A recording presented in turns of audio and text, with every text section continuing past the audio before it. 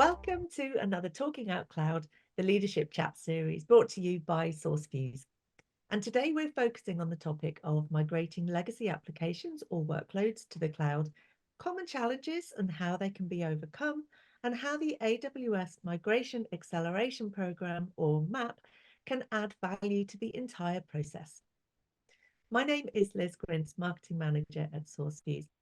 And for those unfamiliar with SourceFuse, we're a strategic digital transformation company helping businesses evolve through cloud-native technologies, who over the last 17 years have developed a depth of experience and industry expertise.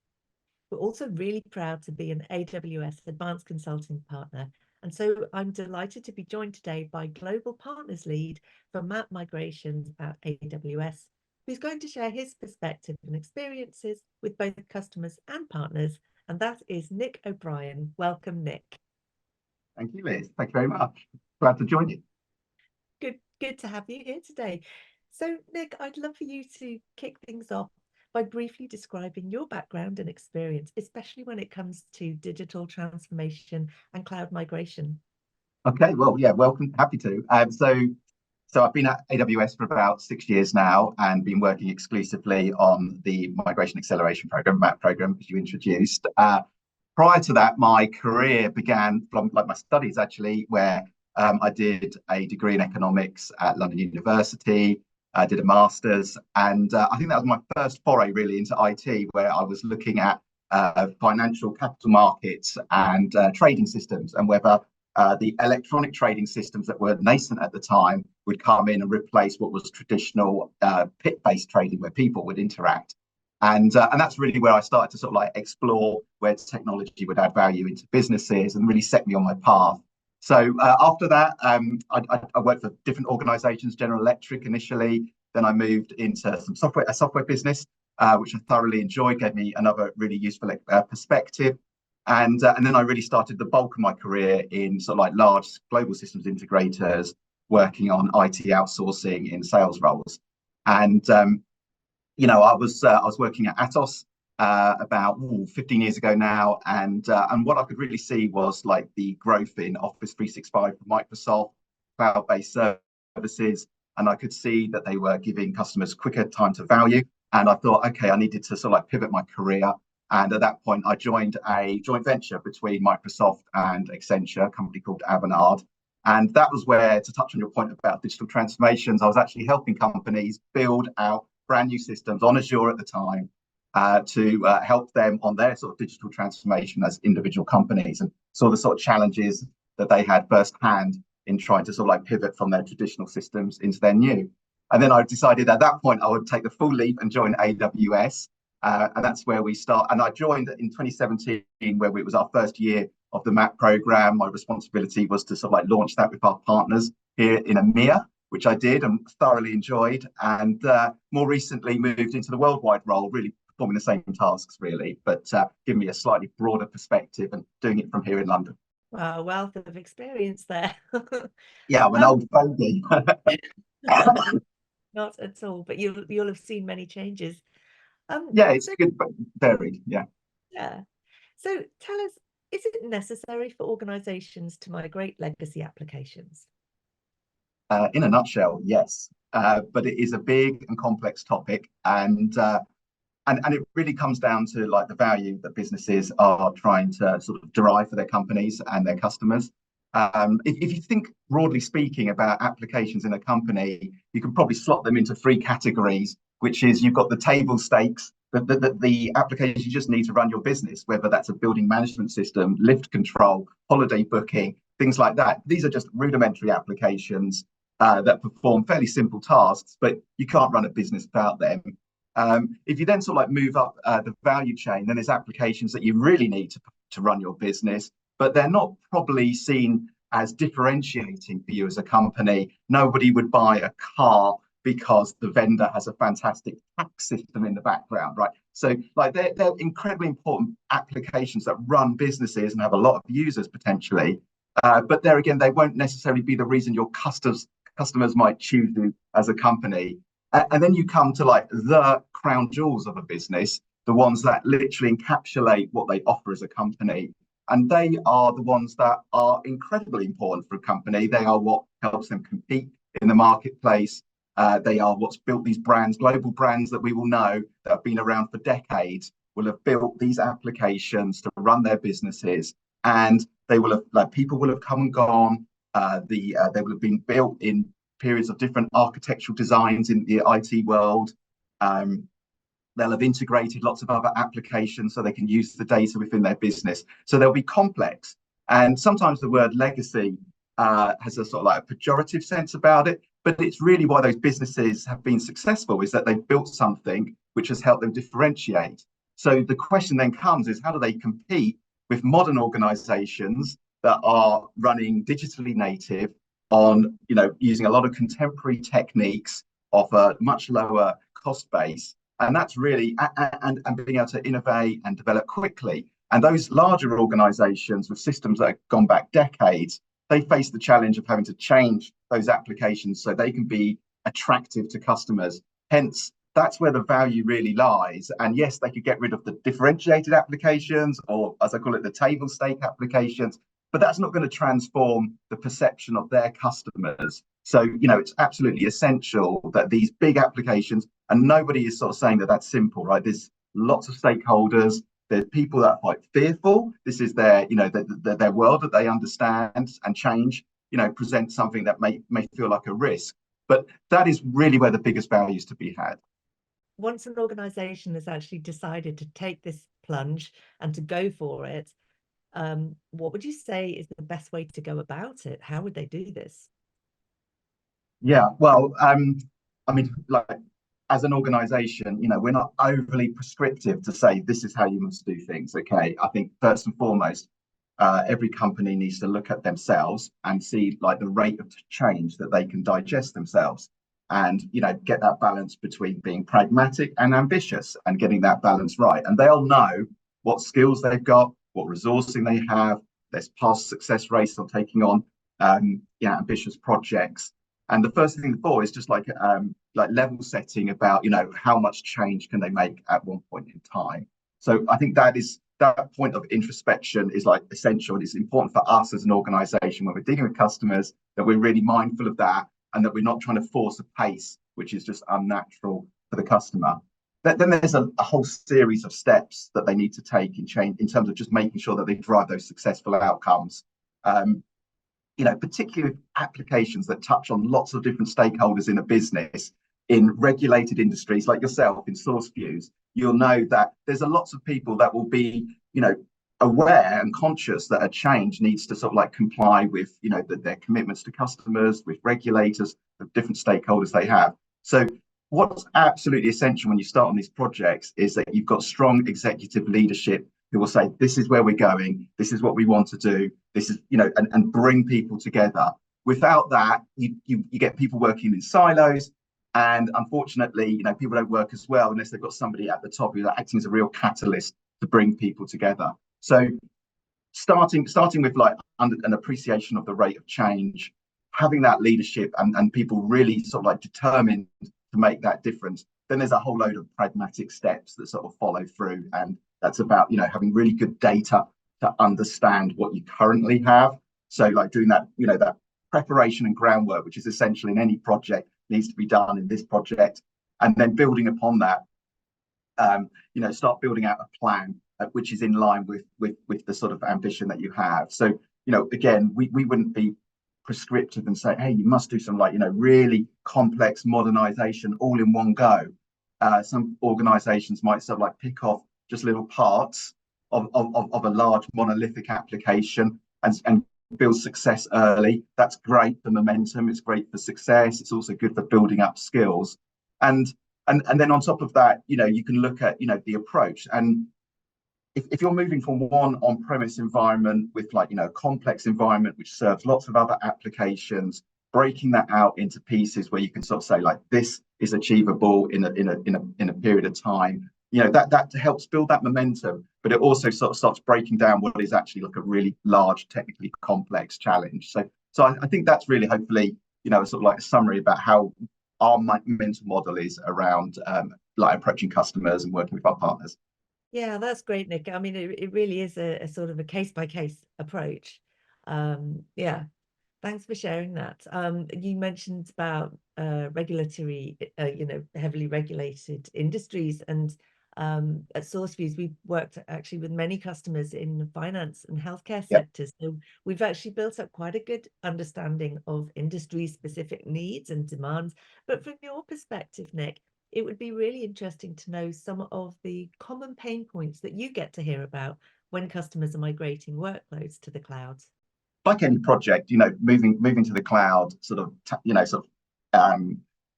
brings up a number of things that customers need to be mindful of. And I think, like you say, working with partners that have had experience in making those transitions, whether that's to do with like regulatory environments, about other conditions around personal information, and just being able to navigate those, having somebody to help them along the way, absolutely essential. I would say that the three things that like come up, which probably is no different to any other project, right, is a blend of issues that come up around the governance and executive management. That's number one. Commercial issues often sort of like percolate to the top as well.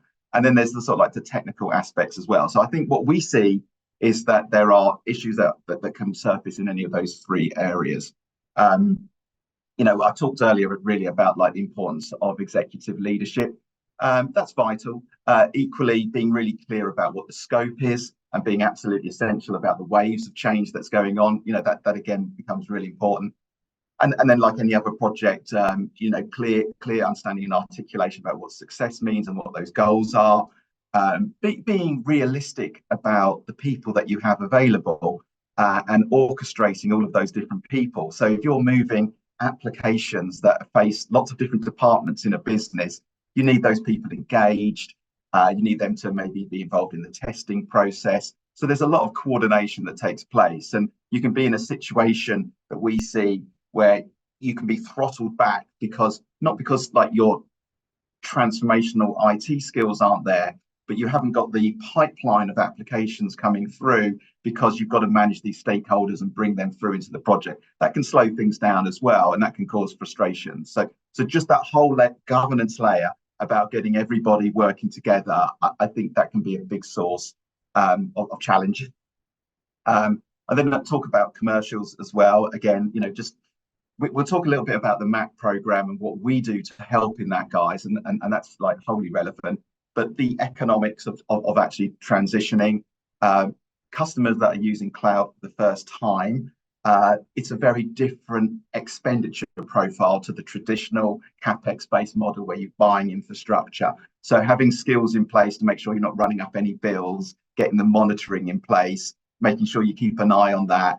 Developers might be sort of like testing and like running some big systems to do that. So having good connectivity between those different sort of like the commercial aspects of the project and how that is being developed.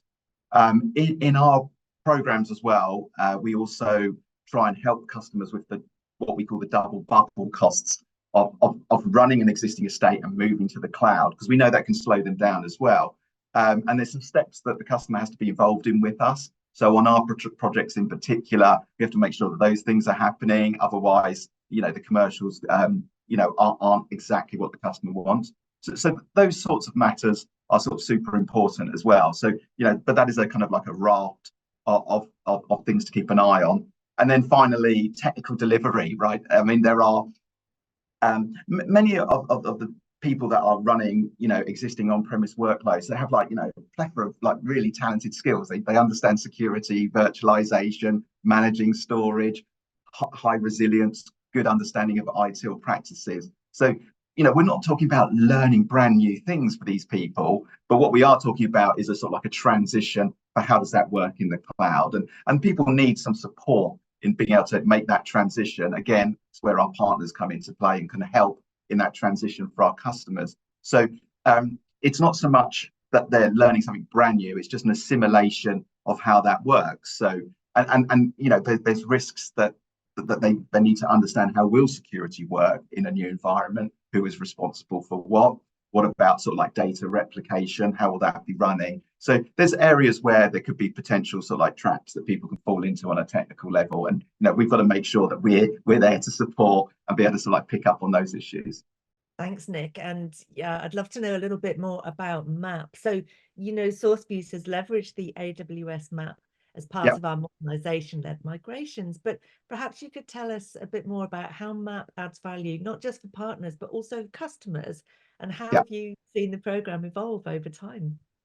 Yeah, again, big topic. And as I said in the intro, I joined right at the outset of the MAP program. And I think visually the easiest way to think of it is that like MAP is just like an enormous funnel that we put on our business, and everything that we think which is good and helpful for either partners or customers, we kind of pull through that funnel. So the objective is really that we can get everything that we know that is really useful, that we've seen has helped customers or helped a partner deliver, bring that all together into one consolidated program. So that's really, the mindset behind it. You could sort of describe it as having 6 different pillars in terms of how it can help customers. And there's a partner dimension to that, which is super important. But the first thing is, and I would start, and I'll just briefly lay them out, just make it easier for people to follow.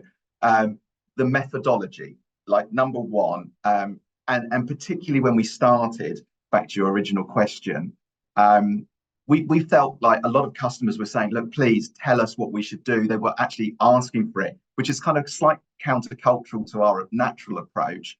But we felt like they were saying, look, be prescriptive, because we've never done this before. So at that point, it kind of like emboldened us to be a little bit more sort of like set and produce products and like assets that would really help on that journey. And I can unpack that a little bit more because I think it's fascinating and there's so many rich things in there. But certainly we just sort of like block that off as methodology. The second thing, I sit in the partner organization, so I'm a huge advocate for what our partners do. And like that is a big machine in itself. Like we have a competency program. We have the tiers you talked about yourself as an advanced partner. We have like a lot of people that manage relationships. We want to sort of share all of the things that we think are really useful. And we definitely want to listen to our partners about their experiences with customers and sort of like keep shaping our programs as well. So that partner dimension is vital. And on the flip side of that, we've also got our ProServe team as well. So from a customer perspective, a lot of customers embarking on big projects, they want the AWS entity supporting them. They want solution assurance, and our ProServe team have been there and they've created some of the great assets that we've got.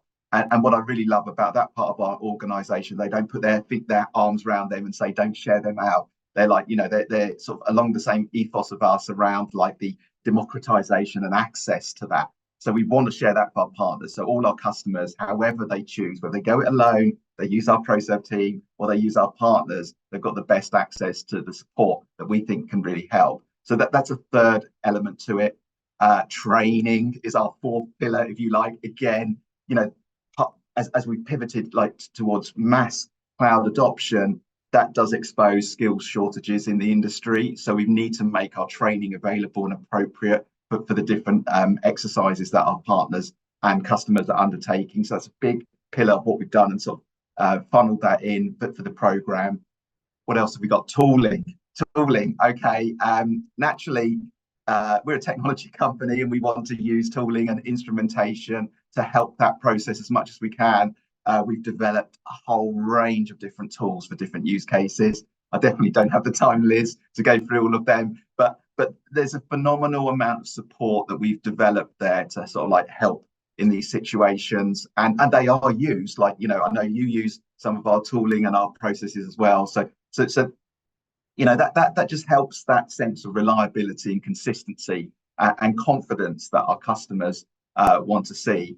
And then the final leg, which I touched on earlier, is the financial aspects of what the MAP program does as well. We've kind of aligned some funding mechanisms which are dependent on the phase of the journey that the customer's in. So we want to help partners, what we call assess, to do a discovery and understand what's available. We want that going quickly. So we financially support our partners when our customers are really interested in undertaking those exercises. And then we have a second phase, which is like when actually the gears are starting to go and customers need support with the mobilization of their activities. They've got to do some foundational work, like building out landing zones, building often their sort of like cloud centers of excellence, things like that. So again, that's another thing that we really use our partners for, to really help us and get our customers up and going. And then we have like a final phase as well, which again we invest in, and that also just helps companies that are really attracted to the value of cloud, but they running like their businesses, they have like P&Ls, they need to sort of like see like manage their money, and we don't want them to defer decisions because there's too much expense in 1 year. So we do a lot there to try and sort of like eradicate that. So they're the 6 different pillars, Liz. Thanks so much, Nic. Listening to all of that, I would love to know what some of your most memorable experience has been working with partners when using MAP. Wow, so this I live and breathe this every single day, and I mean, I think when I started, perhaps that'd be a good place to tell a short story.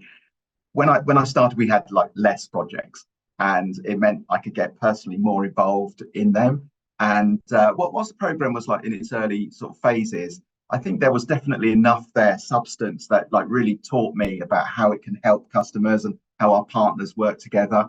So one of the first projects I worked on, I think it's like October, November 2017, we had a sovereign wealth fund, and they're spread all over the world. They operate like a trading organization. They've got like governance.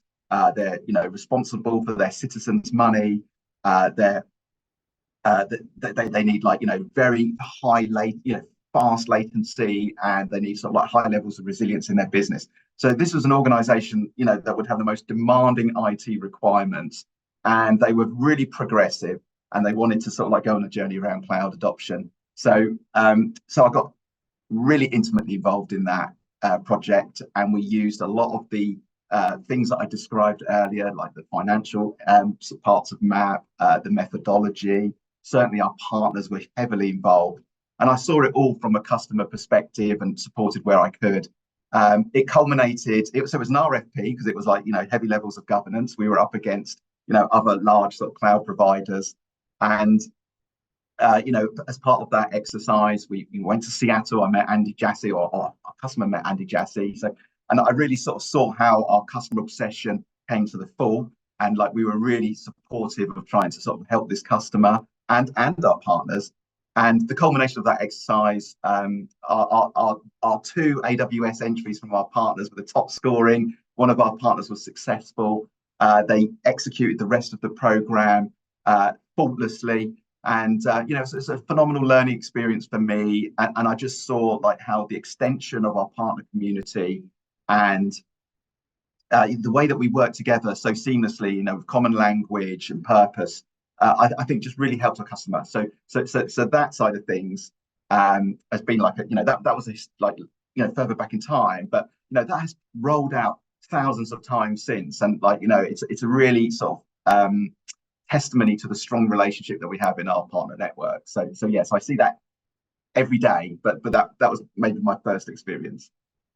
So lastly, Nic, we're well into 2024 now. And in your opinion, what technology trend or trends could we expect to possibly dominate the year ahead? Well, I think it's pretty hard to look beyond generative AI. Like this is something that's exploded in the last year or so from a public perspective. I kind of think of it a little bit like when cloud like became, like suddenly it became a word that people associated, and like there'd be lots of other words used, hyperscalers and things like that, but there was a certain resonance that it just connected with the media, with customers, and it piqued that level of like curiosity. And I sort of feel like we've got a second wave similar to that, and there's lots of waves like that, that happen in the IT industry. But I feel like it is provoking this sort of analysis that customers are having, that saying, how can I use that in my organization, and like how can I get business value from that? So like we're seeing huge interest in that. I was looking in the paper this morning, and they were talking about energy firms are saying like AI is going to be so large that we're going to need like more and more power to power data centers. It is very much a cloud, sort of like driven, just simply because of like the scale that it has to offer. I think what we'll see is like that sort of, that classic sort of like progression through the hype cycle. I think it will be great for ideation. It would be great to challenge the status quo. Not every project will come to fruition, of course, but I think what we'll see is like some really nice case studies where people say, I can get real value out of this and really support the customer experience. We developed some new products. Code Whisper is one, which helps our developers write code and use generative AI to support them in that experience as well. So I think we'll just keep seeing more and more of these like examples of where people will say that this gives us like, a tremendous edge. It will give us like, save us time, help us develop more valuable things for our customers. So that to me is something that like is prevalent in like a lot of our conversations with partners and customers. Yes, Gen AI is everywhere at the minute. So Nic, a huge thank you for joining us today. Well, you're welcome. I'd love it. It seems to have like absolutely fly past. But yeah, it's a topic that I'm very passionate about, and working with our partners, working with yourselves, gives us immense pleasure. We really see like companies like yourselves that sort of like lean in with us. They that desire to share a common vocabulary, so it makes it easier for our customers together to understand what we're talking about and what we're proposing. I love what you're doing in terms of your specializations. You're working in difficult industries with big challenges, and you've sort of found like Windows, for instance, as an area which is really driving a lot of curiosity with our customers, and they're saying like, how can we save on our proprietary licenses? How can you help us unlock value? How can you sort of like introduce more cloud native technologies? I love what you're doing around transformation. I love like seeing it as a complete journey. So, it's been a pleasure to join you and be working with you as well. Yeah, thanks so much, Nic. And thanks as always to our audience for watching. Add your comments below, like this video, and subscribe to our YouTube channel so that you're notified each time we post a new video. Join us again soon on another Talking Out Cloud with SourceFuse.